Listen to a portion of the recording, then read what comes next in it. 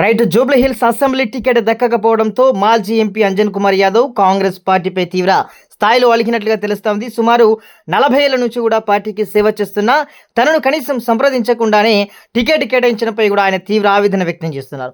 పార్టీలో మాకు గౌరవం లేదా, కనీసం మాతో మాట్లాడలేదని కూడా ఆయన ప్రశ్నించినటువంటి పరిస్థితి. ఈ నియోజకవర్గంలో పార్టీ అభ్యర్థిని అయితే ఎంఐఎం మరియు కాంగ్రెస్లోని ఒక నాయకుడితో కలిసి నిర్ణయించినట్లు కూడా ఆయన ఆరోపణలు అయితే పార్టీలోనైతే బలంగా కలకలం రేపుతున్న పరిస్థితి. తమలాంటి సీనియర్ నేతలను కూడా పక్కన పెట్టడం ఎంతవరకు సమంజసమని కూడా అంజన్ యాదవ్ అడుగుతున్న పరిస్థితి. ఇక ఈ అవమానంతో కూడా మనస్తాపం చెందినటువంటి ఆయన తన కార్యకర్తలు, అభిమానులతో మాట్లాడి కూడా భవిష్యత్తు కార్యాచరణను కూడా ప్రకటిస్తారని చెప్పడంతో కూడా అక్కడ అయితే అందరి దృష్టి అక్కడికి వెళ్ళినట్లుగా తెలుస్తా ఉన్నది.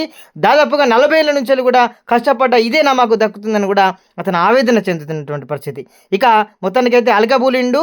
అదేవిధంగా పోటీ చేయాలనుకున్న వ్యక్తి ఎవరైతే ఉన్నారో అతను కనీసం నన్ను వచ్చి కలవలేదు అనేటువంటి పరిస్థితిని కూడా మనకైతే అంజన్ కుమార్ యాదవ్ అయితే మీడియా ముఖంగా కూడా అదేవిధంగా తన కార్యకర్తలతో కూడా మాట్లాడినటువంటి పరిస్థితి. సో అంజన్ కుమార్ యొక్క నెక్స్ట్ స్టెప్ ఎలా ఉండబోతుందో మనం వేచి చూడాల్సిందే.